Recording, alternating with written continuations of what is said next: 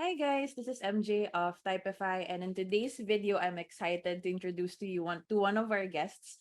Um, she's an ISFP, and I'm excited to to talk to her about the common misconceptions of ISFPs. If you would like to follow her, I'll put her links in my description box. And so yeah, she'll be the one introducing herself, so you can get to know her better. Great. Thank you so much, MJ. My name is Layla, and I am a certified MBTI practitioner and just a psychology enthusiast. I studied psychology in university, and I've always been fascinated by it and the human mind and human development. So at the moment, I am working as an MBTI practitioner and sort of coaching people in depending on their type. So I administer the MBTI assessment, the official one, and then with that, we use their results to really work out great ways to improve their skills, improve their, certain areas in their life that they want to work on. And it's a really interesting, and I love it. It's a really interesting topic for me. I think for my next question is, what do you wish people to know more about ISFPs in general? So I guess this is where we kind of want to debunk some Mhm. misconceptions surrounding your type. Yeah. And I think I would want to explore more why seemingly a lot of people, a lot of ISFPs do get mistyped as INFJs, and why a lot Mhm. of ISFPs also do get mistyped as INFPs, and Mhm. essentially really just trying to hone in on why they should embrace Mhm. being an ISFP. I think something that a lot of people don't understand about ISFPs is that because we're quite quiet and reserved, it's that we have a lot of going on under the surface that people don't expect or that they don't know about. Um, our values and things that we hold true to us, we don't necessarily share, and we don't want to impose on other people. I have no desire to impose anything on anybody else. Mhm. I have no desire to try and convert people to my way of thinking or anything like that. And I'm open to listen to other people as Mhm. long as they're not infringing on what I feel is my values. Um, so I feel like that is something that people maybe don't know about ISFPs. I don't know if it's a misconception, but that they just don't know about ISFPs is that we have a lot going on under the surface, is that we will probably not share. We'll probably drop subtle hints about things that we want you to pick up on, but you perhaps won't. Um, and that's something that perhaps ISFPs need to work on to be more direct. Um, I think there's one stereotype with ISFPs that I really don't relate to, and that's that we're overly sensitive, and maybe that's why some people get mistyped as INFP. Um, because I find that I don't find that I don't consider myself as being overly sensitive. I think that I have a relatively good control of my emotions, and that ISFPs in general tend to put a more stoic face on things. That they won't express their emotions outwardly unless they're under an extreme stress. Um, they don't have a tendency to do that. um, so that's one I don't relate to. I think that's a bit of a misconception and maybe can lead to mistyping. um, and maybe that's why sometimes they come up as INFP, because although INFP, I feel like that's also a stereotype too. I don't know, you'd say It that. is. But, yeah, I feel like that's all the memes are about, crying INFPs, and I try purposely not to make content like that because I don't really see INFPs that way. Um, but yeah, I feel like that's maybe one misconception that I don't agree with. Mhm. Um, what else? Um, well, I feel like perhaps people need to know that ISFPs are more than just creative, and that we're not ditzy, that we have a lot of depth, that we actually do have a lot of practical solutions to things, and we can offer a lot of practical help.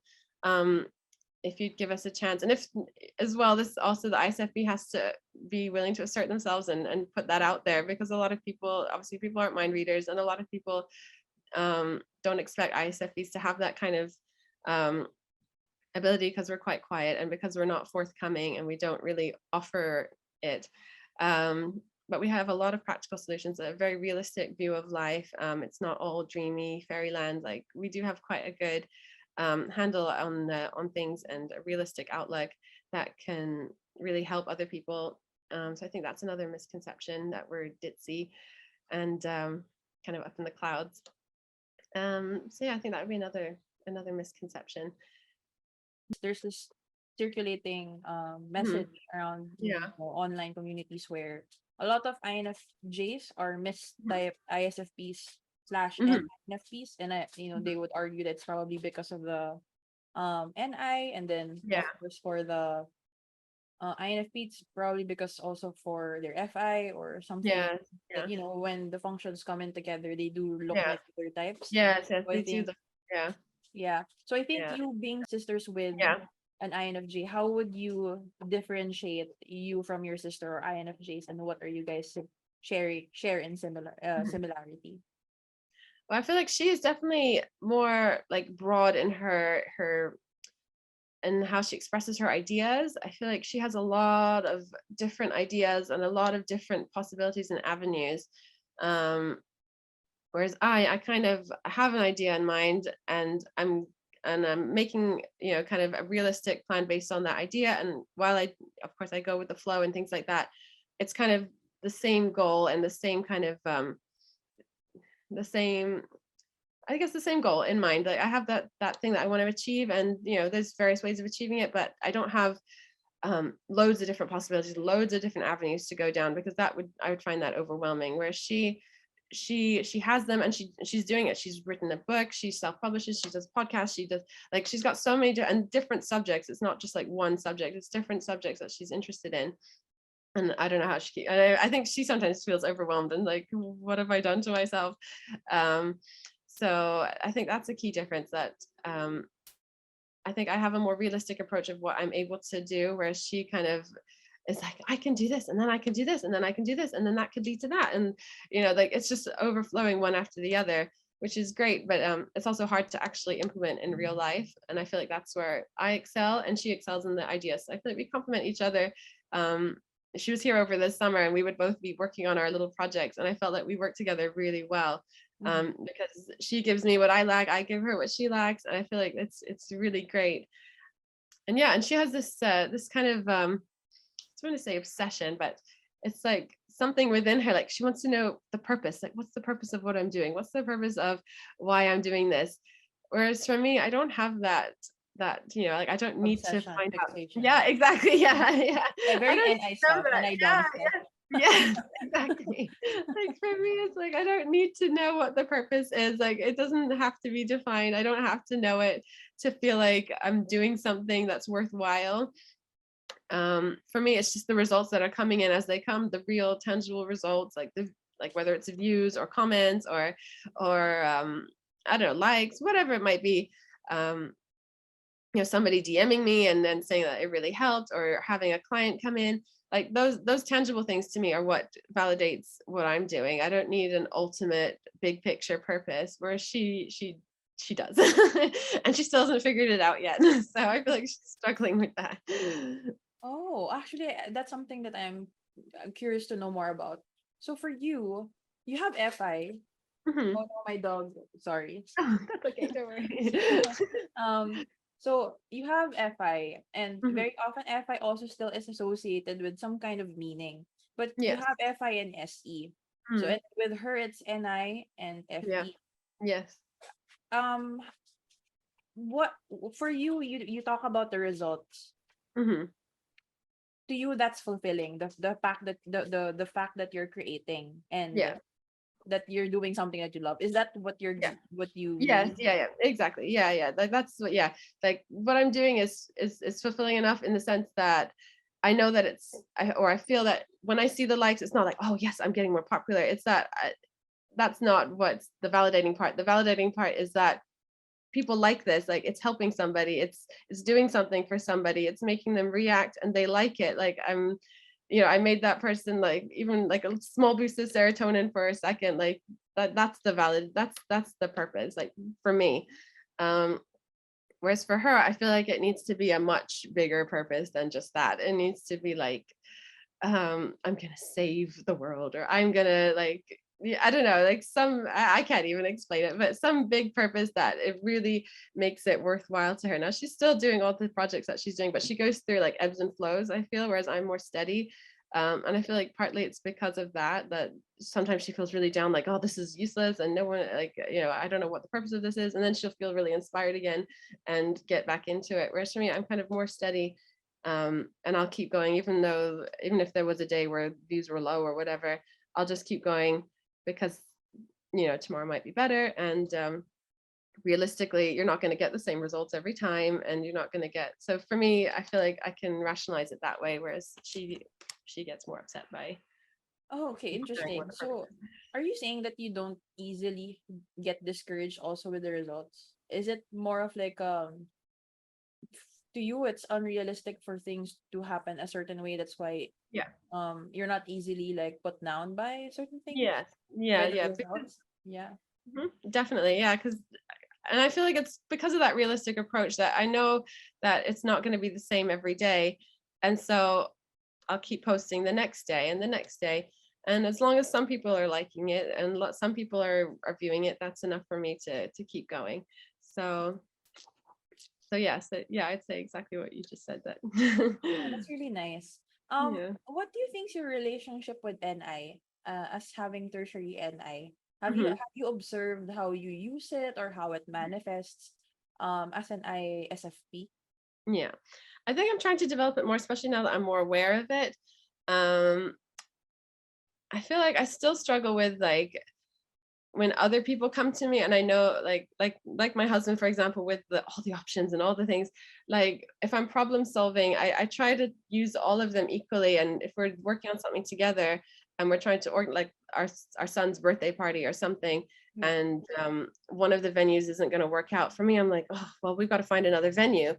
Whereas he might see it in a way like, well, we can do another day, we can do a different option completely, why don't we do it at home, like, or so many different options.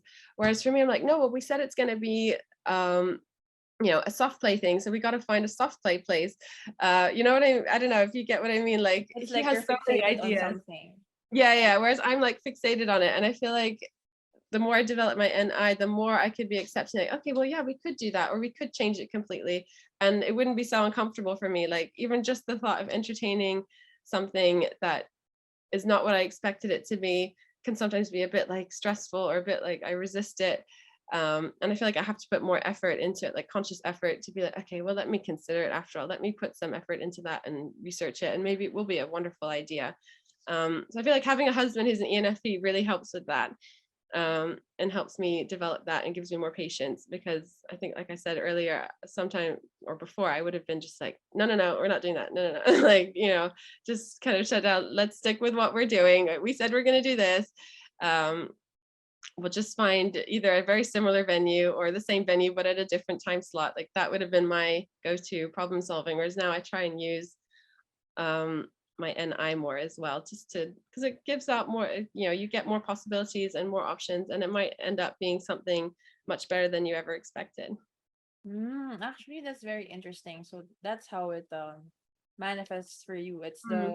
sometimes you obsess over one thing and you kind of want Yeah, things to go a certain way, and then yeah, your NE dominant partner helps you mhm.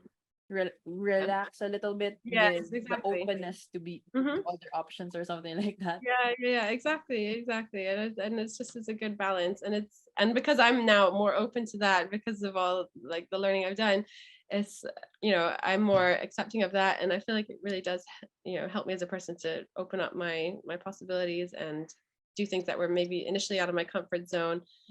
Moving on to the next question is what messages do you have for ISFPs who are just learning about their type? Uh, Um, there's a few things I would like to say. First of all, is that while it's great to consider other people's needs, always make sure that you're also considering your own needs. That could be something that ISFPs struggle with, like saying no if something unrealistic is being asked of you. Don't be uncomfortable with saying no. Um, there's nothing wrong with that. Don't feel guilty about it. What else? Express yourself directly rather than dropping little hints and hoping that people will pick up. Like not everyone does. So if something is important to you and you need to get your message out, just say it directly. It may be out of character for you, but give it a try. What else? I'd say don't be afraid of constructive criticism. If someone is trying to give you criticism, or is giving you constructive criticism, try not to take it personally. I know it's a tendency of ours to take it personally, but I would say try and take it as like an opportunity to learn. And off the back of that, don't be afraid to also give out constructive criticism yourself. Like if you're in a position of management and you need to evaluate somebody, you could really help with their growth by giving them pointers that they could work on, and not just all the praise points, which I think is definitely a more ISFP tendency to like to start with the praise and give a lot of praise and perhaps overlook some flaws. I think it's really important to be able to also give criticism in a sensitive way, of course. And it might feel out of your comfort zone or not something that you'd like to do, but it is important and it can help people. So if you look at it in that kind of framework of that you're helping them, I think it will come across as very genuine and won't be a problem. Another thing I'd say is that, well, it kind of related to what we were just talking about with the possibilities, that try to open your mind to different possibilities. Perhaps talk to somebody like an ENFP, an INFJ, an ENTP. These kind of people can help you bring out that NI in you, that you could really think of things that you never thought possible or that you never really considered before. So while you're focused on solving that immediate problem in a practical way, that's great. In a lot of ways, in a lot of situations, that's perfect. But it's also good to work on that side. I'd say that would be something that could really benefit you as an ISFP. What else? ISFPs could be really modest, I feel, in some ways, and that they don't like to shout out about their achievements, which I think we touched on earlier, is that they don't really like the spotlight or to shout, have a lot of recognition for their achievements. But I say, go for that recognition, you deserve it, so go for it. And you could inspire people even as well. So if you tell people about your achievements, what you do, you could help inspire somebody else to do the same. So again, if you look at it from that kind of angle, that might encourage you to do it more. When it comes to relationship problems, I'd say INFPs in general tend to be more like non-confrontational. But if it's something important, then please address it as directly as you can. I know that's also really out of your comfort zone and you'd rather just let it go, but for the ultimate success of that relationship, whether it's a personal or a work one, it's always better to address it. So again, if you see it in that kind of a lens that you're working for a long-term better relationship with that person, then perhaps you'd be more comfortable with confronting them on this issue. And in general, don't be stressed if these things sound really out of your comfort zone and you can't do it. Don't stress about it. Don't feel that you're inadequate. These things come with time and maturity and a lot of effort, a lot of practice. So every little step that you make is a step towards becoming more developed, more well-rounded. And it's just baby steps. So don't be stressed if you're not there yet. That's okay. Nobody's there yet. I think it's not till like midlife that people really start to develop their second and third cognitive function, third and fourth cognitive functions. So you have plenty of time to kind of perfect your first two, work on your first and second, and then work on your third and fourth. Yeah. Thank Those you are so much. tips I'd say at least. And then as usual, live in the present, enjoy the moments and your joyfulness that comes with being an ISFP. Embrace it. Yeah, that's really good. I really love your advice, and I think a lot of ISFPs or even other FISE users would need to hear more of what you said, because I think they would see more of themselves from people who share the same functions like yourself. Yeah. So it's really good that you mentioned all of that, and it's something that we would also want to continually remind ourselves also. Yes, I know, definitely. Yeah. Yeah. For sure. So I think one of my second to the last question is what do you think is a picture of an unhealthy or immature young ISFP versus a maturing or developing one? Yeah, like how you were when you were younger, or how much different are you now from when you were a child, I guess, or not knowing type back then? Yeah. Well, I'll start with a healthy one, is that you kind of have this kind of joyfulness about you, this excitement to experience the moment. And although you don't like planning, you will follow through with commitments if you've committed, and you will get work done that you need to get done. Like you will fulfill your duties. You will respect other people's values and freedom while they respect yours. Your value and your freedom, your values and your freedom. Not trying to impose anything on anybody else, and recognizing that other people have different values to you. And other things are important. What else? In relationships, that while you might be slow to warm up at first, I feel like once you are, you're very committed to that person and that relationship, and working things out, and trying to understand what they like, endeavoring to continue the harmony. I feel like that is a healthy ISFP, and perhaps an unhealthy one would be the more stereotypical ones, like the ones that flake out at the last minute, perhaps, or that don't see the need to fulfill certain commitments to things because they just don't feel like it. They're not in the mood. I think those that have underdeveloped TE tend to lash out and can be quite harsh, and act really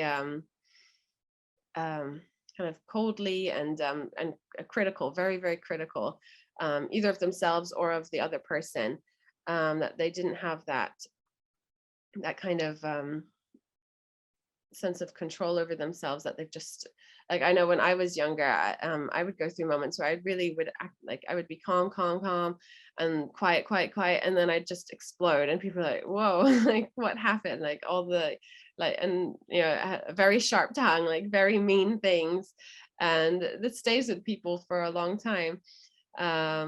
Whereas you might blow up and then you feel bad about it afterwards, but sometimes the damage is done, it's already too late.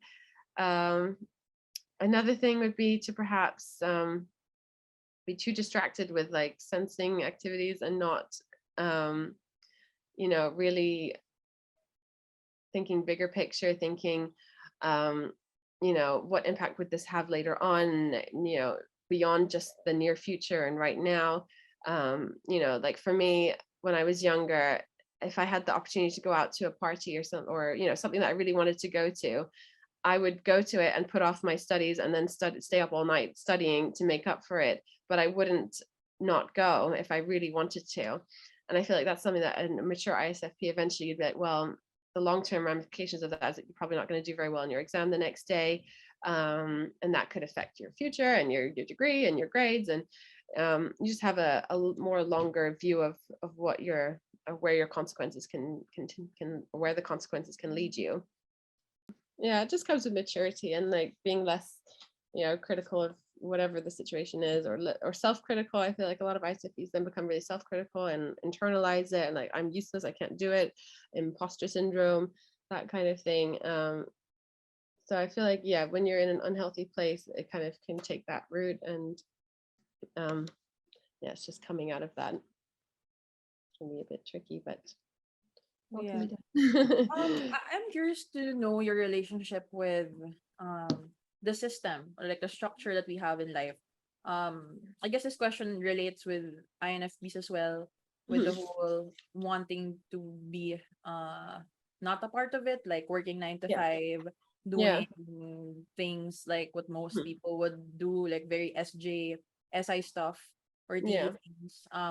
What's your relationship with like um the normal societal expectations, I guess, with your line of work? Are you doing some, because a lot of us, or even ISFPs, because hippies are really more stereotypically Yeah. associated with ISFP. So like, Yeah, would you that's true. consider yourself like a renegade as well, like a hippie, a modern hippie, like, oh, I'm not gonna work in a huge corporation and climb to the top? Do you also Mm, have similar lines of thinking No, as an I don't know if FIS? I would say that. Mm. I feel like I could see where it comes from, because I really do value my freedom, and I know, and ISFPs in general really value their freedom. They like to be able to do what they want when they want, and kind of not be within a very structured environment. I feel like structured environment they feel very limited in, and it's not like for some personalities that's a safety net. That structure is like, it helps them excel, but for ISFPs I feel like it doesn't so much. So I can see where it comes from, but at the same time I feel like, because you have this realistic outlook, realistically, probably to be able to make money, you are going to need to have some kind of a job, and you are going to need to show up at a certain time and be able to leave at a certain time.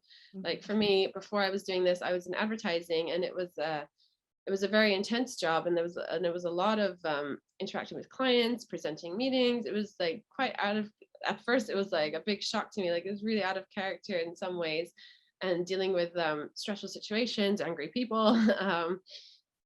It was just a lot to manage, and I feel like it taught me so much, and it was really beneficial to me, even though I felt like I was in the deep end at first. It was really beneficial to me, and obviously I made money, and that encouraged me to keep going.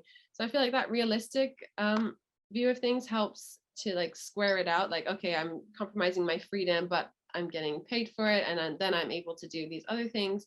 So having that kind of realistic approach really helps. And then I guess using your less developed cognitive functions will also help with that, like, because you can analyze it from a more logical perspective, like, okay, I'm doing this with the purpose of it being to make money, or to do this, or to move forward in life this way, rather than like, how do I feel about it, dwelling on like, how do I feel about it, how do other people feel about it, I just want to be outside. Like, I feel like if you're too much one way, you'll end up not living or not, I don't know, not I don't want to say not living a good life, but it'll be harder in the sense that it's harder to make money being a hippie and selling art or things like that. Like, you need like a steady form of income. Like for me, I'm able to do content creation because my husband has the steady income, and for me, this is a hobby. It is making income too, but it's not enough that I could live off it.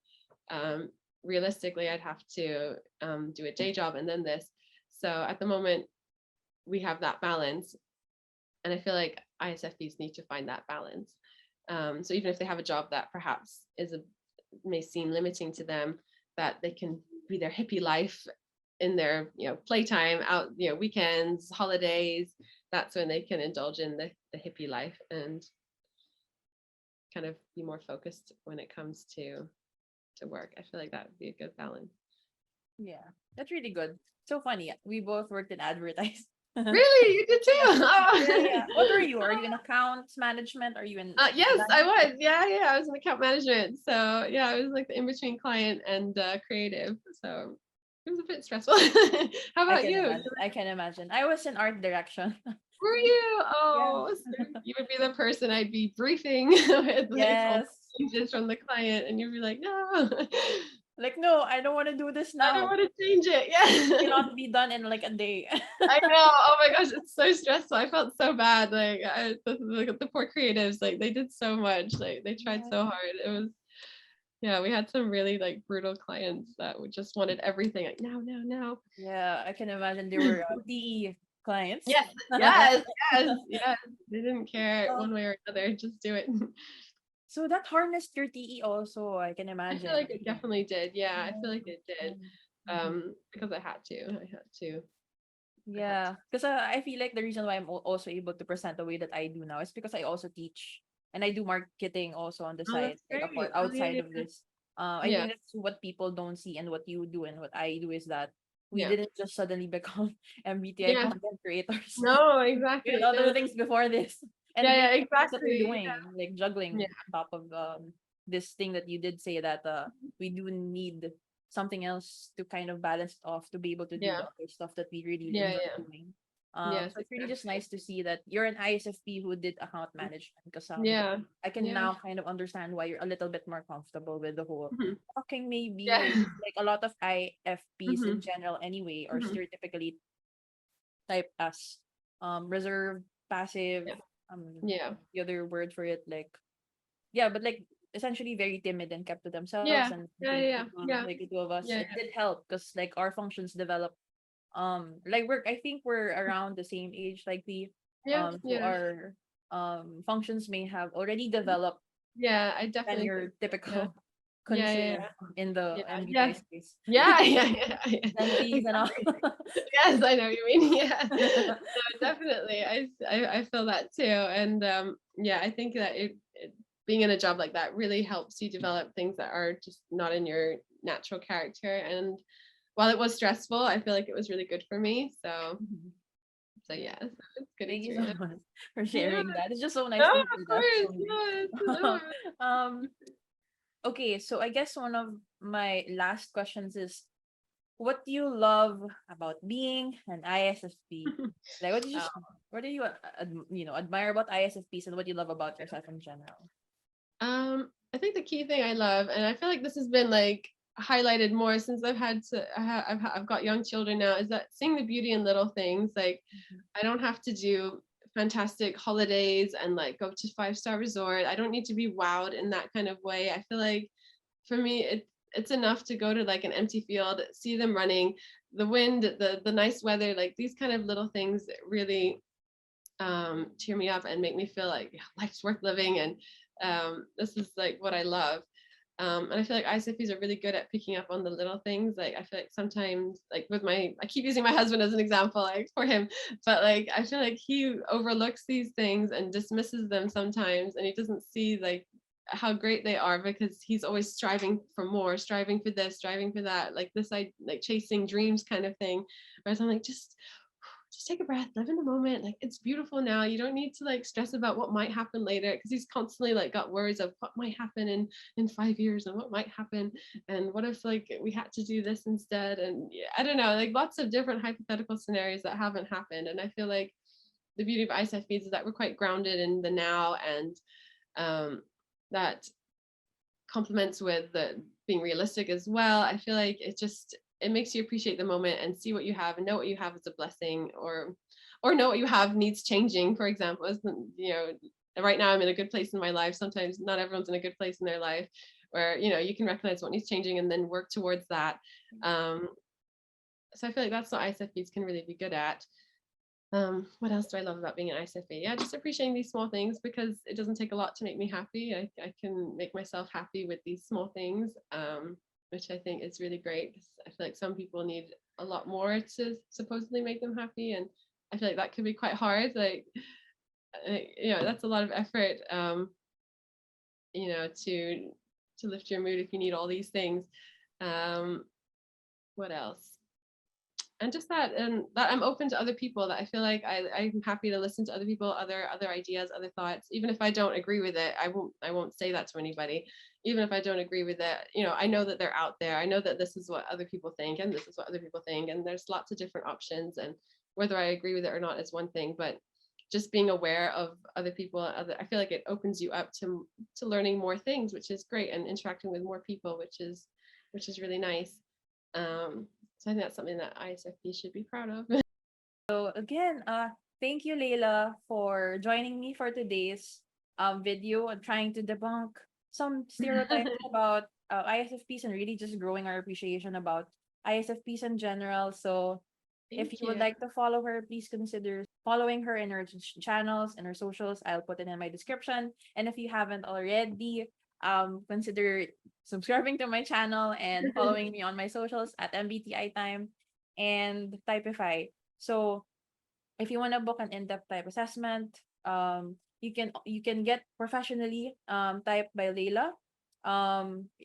You'll find her links in my description, and if you also wanna get typed by me, you can see my ad in the next clip. So yeah, thank you so much, everyone. Thank you. It's so nice Thank talking to you. you. Follow me on my socials at MBTI Time on Instagram, Facebook, and Twitter. And if you're not sure if you're an INFP, INFJ, ENFP, INTJ, or any other type, book a typing session with me by visiting www.mbtitime.com. Links in the descriptions down below.